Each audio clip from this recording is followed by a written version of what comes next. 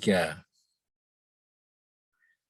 selamat sore Bu Wida. Selamat sore Mas Anton. Terima kasih sudah bersedia di interview bersama Good Morning Indonesia with Poetry ya. Kita di sini hanya bagi-bagi pengalaman ya, dalam arti bahwa tolong ceritakan bagaimana, kan ada benua-benua lain Eropa, Amerika, kenapa Australia? Gimana ceritanya? Saya pernah tinggal di benua Eropa, saya pernah tinggal di Perancis. Waktu saya selesai kuliah di Jakarta, menyelesaikan sarjana bahasa Perancis, saya langsung berangkat ke Perancis dan kebetulan mendapat kesempatan untuk bekerja di sana sambil melanjutkan studi S2 di bidang pendidikan pengajaran bahasa asing untuk bahasa Perancis untuk penutur asing. Akhirnya yang rencananya hanya akan tinggal setahun 2 tahun, akhirnya berlanjut sampai hampir ya cukup lama. Sampai awal tahun 90 saya kembali ke Indonesia karena ayah saya kurang sehat. Dan ya sesudah itu saya memutuskan untuk membagi ilmu yang saya dapat dari Prancis itu di sekolah-sekolah internasional di Jakarta.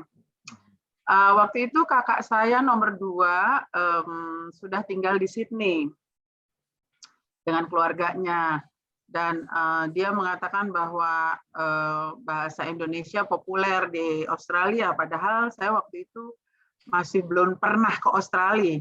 Saya tidak pernah memikirkan kalau ada negara di bawah Indonesia ya namanya Australia, tapi saya belum pernah ke sana.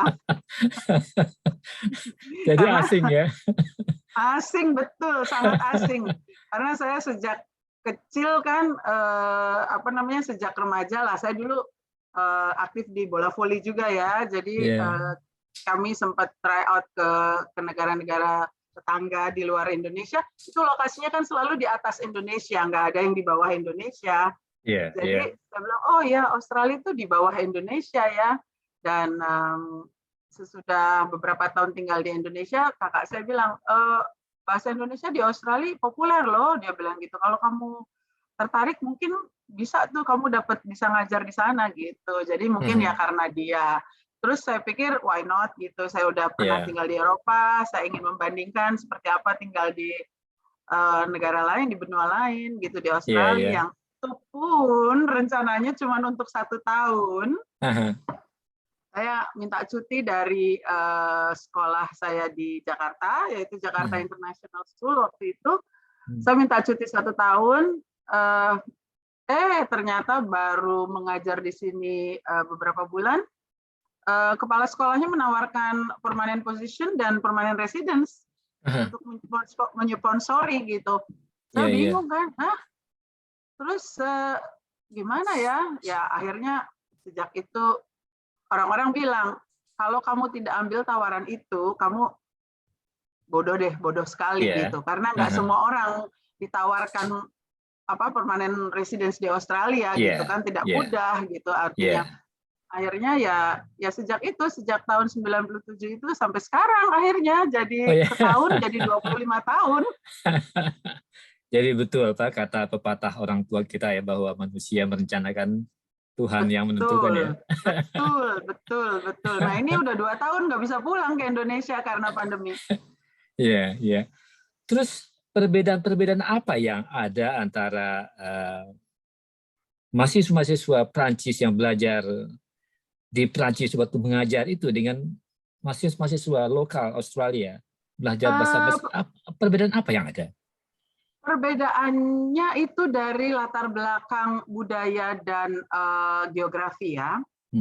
Prancis itu adalah negara yang diapit oleh banyak negara lain.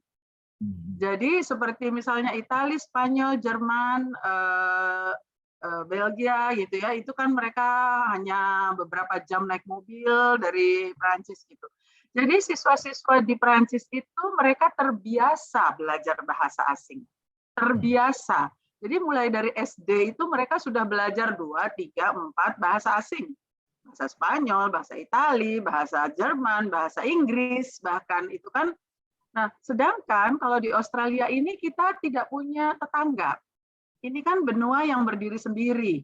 Yeah. Jadi mereka merasa kayaknya kenapa saya harus belajar bahasa Indonesia? Kenapa saya harus belajar bahasa Prancis? Kenapa saya harus belajar bahasa lain gitu? Nah, itu mempengaruhi mental cara berpikir siswa-siswa di sini terhadap pembelajaran bahasa asing. Di sekolah saya ini, awal tahun 2000 sampai awal tahun 2012, itu setiap 2 tahun, saya membawa siswa-siswa dari kelas 9, 10, 11 ke Perancis. Kita punya sister school di sana. Jadi anak-anak bisa mempraktekkan bahasanya, bisa merasakan pengalamannya, tinggal dengan keluarga Prancis selama 9 hari di sana. Itu mereka betul-betul seperti tidak percaya gitu kalau semua siswa di Prancis belajar begitu banyak bahasa asing gitu. Sementara mereka di sini untuk belajar satu aja bahasa asing rasanya sudah berat sekali. Dan mereka selalu mempertanyakan, why? Kenapa? Kenapa? Di dunia ini orang-orang semuanya pakai bahasa Inggris. Terus saya bilang, tidak semua. Saya bilang, kalau kamu ke Cina, orang di Cina tidak bahasa Inggris. Cina adalah negara yang penduduknya terbesar di dunia.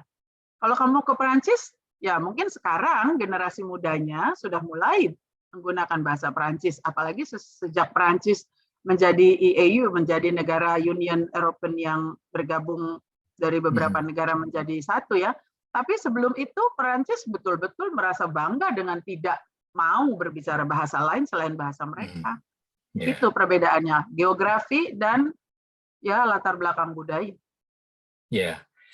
Kemudian sebagai pengajar bahasa asing, bahasa kedua untuk Bu Wida ya, kan ada murid-murid itu yang bertanya, kalau Anda orang Indonesia, ngajar bahasa Indonesia, ya maklum, kita percaya ya. Nah, kendala-kendala apa dan bagaimana menanggulangi pertanyaan-pertanyaan seperti ini dari siswa-siswa yang menyebut hal tersebut ya? Iya, iya.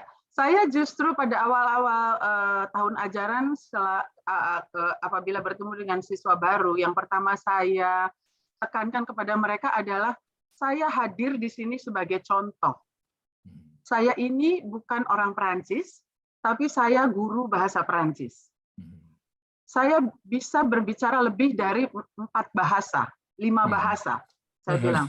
Itu saya sebutkan bahwa di Indonesia itu ada 350 bahasa.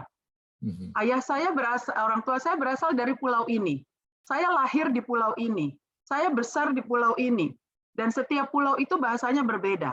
Dan saya bisa berbicara bahasa itu. Saya bilang, lalu saya bisa berbahasa Inggris dengan kalian. Saya bisa berbahasa Perancis. Jadi apabila saya mengadakan perjalanan ke negara ini, saya nggak akan ditipu orang. Karena saya bisa bahasanya. Kalau saya berbicara dengan kalau saya pergi ke negara yang berbahasa Perancis, ada 58 negara di dunia ini yang menggunakan bahasa Perancis sebagai bahasa resmi mereka. Saya ceritakan juga bahwa saya pernah terdampar di sebuah negara, Tunisia, jam 2 pagi, karena pesawatnya terlambat. Bayangkan, itu negara saya tidak kenal siapa-siapa, jam 2 pagi. Saya perempuan. Karena saya bisa berbahasa itu, jadi orang di situ pun ragu untuk bisa menipu atau berbohong kepada saya, karena saya langsung pakai bahasa mereka.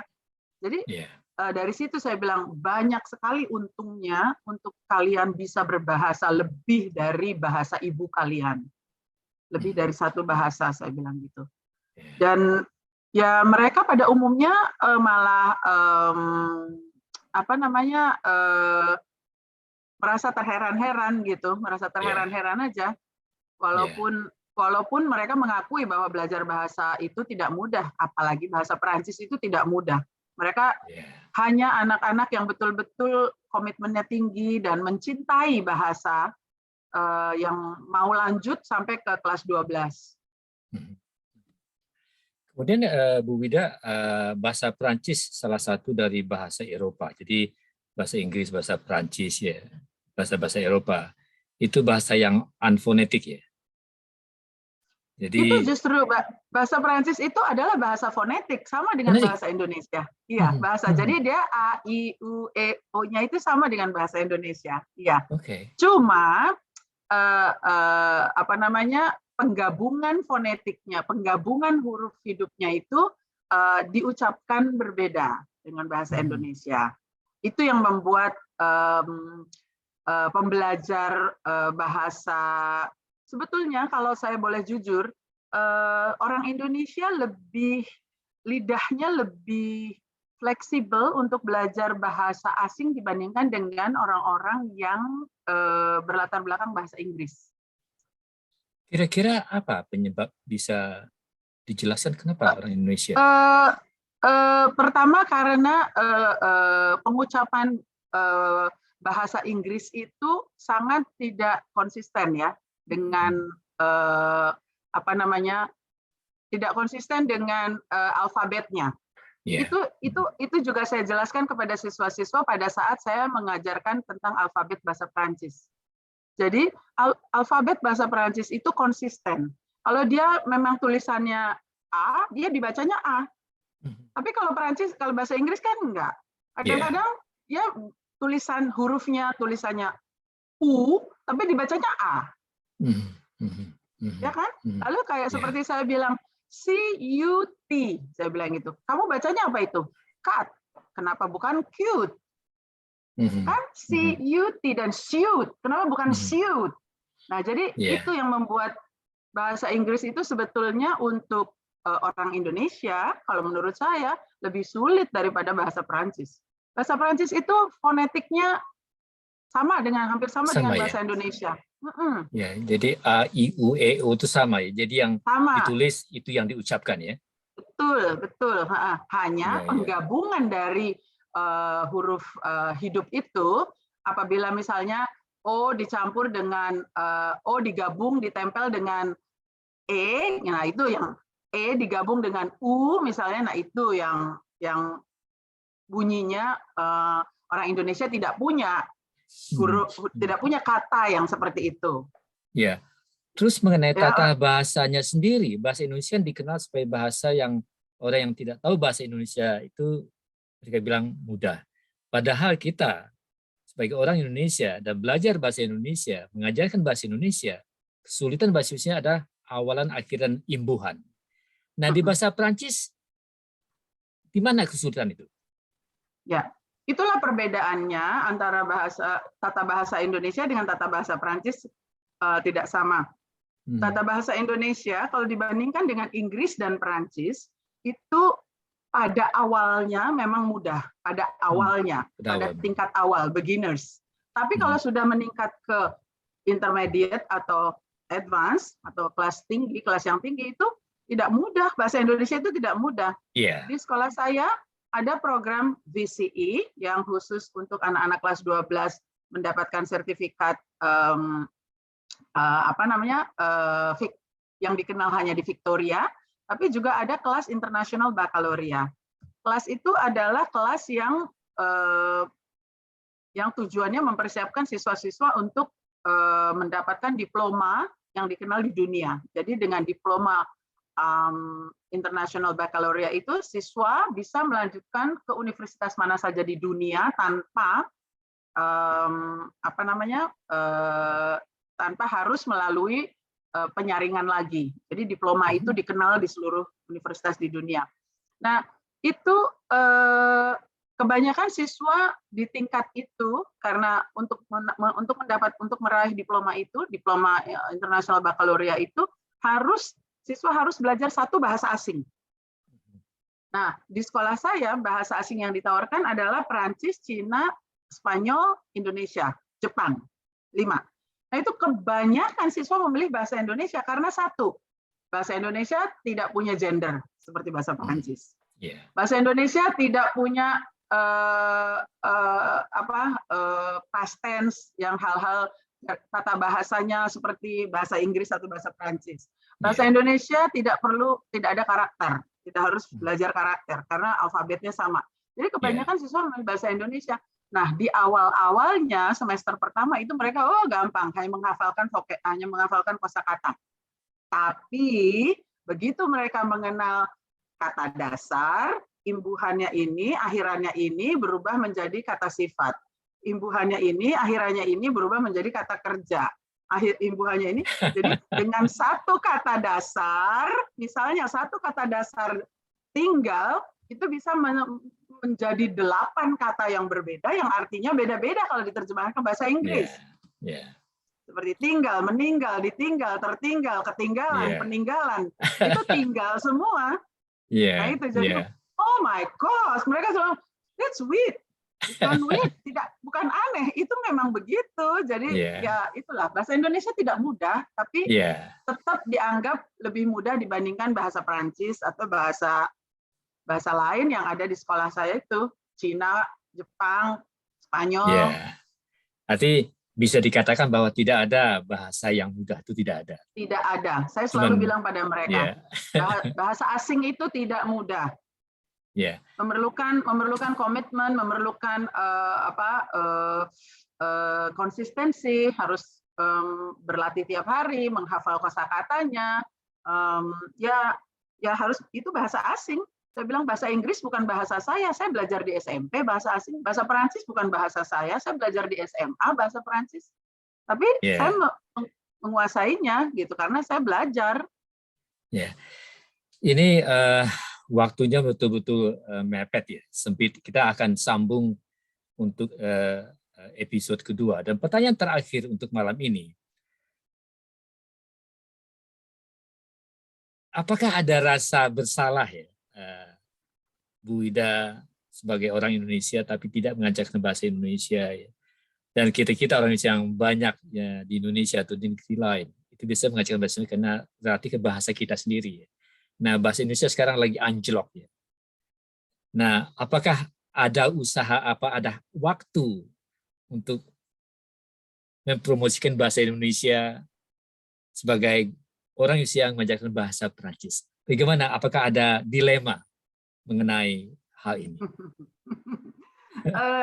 Saya sebetulnya merasa beruntung, Mas Anton. Di sekolah saya itu ada bahasa Indonesia juga, ada bahasa Perancis juga. Jadi saya mengajar dua-duanya. Memang lebih banyak kelas Perancis yang saya ajarkan. Karena bahasa Perancis diajarkan dari kelas 7 SMP sampai kelas 12. Sementara bahasa Indonesia hanya diajarkan di tingkat senior untuk siswa-siswa yang tadi mau mengambil program International Baccalaureate. Itu hanya program 2 tahun dari kelas 11 dan 12 saja. Jadi itulah satu-satunya kelas bahasa Indonesia, kelas 11-12 itu yang saya ajarkan di sekolah saya. Kelas yang lain, 4 kelas yang lain itu semuanya kelas bahasa Perancis. Jadi saya tetap masih mengajarkan bahasa Indonesia, masih mempromosikan Indonesia, masih menyediakan siswa-siswa saya nasi tumpeng pada akhir tahun ajaran, saya masih menonton film Indonesia dengan mereka, mempromosikan Indonesia lah, masih. Dan saya masih membantu AIA, Australian Indonesian Association, untuk mengajar bahasa Indonesia tahun lalu. Banyak sebetulnya yang ingin saya sumbangkan untuk Indonesia di sini, tapi ya itu tadi, banyak sekali kerjasama usaha yang sudah kita lakukan dengan Konsulat Jenderal tentang bagaimana mempromosikan bahasa Indonesia, bagaimana. Tapi ya memang keadaannya sekarang sedang pandemi, dan sebelum pandemi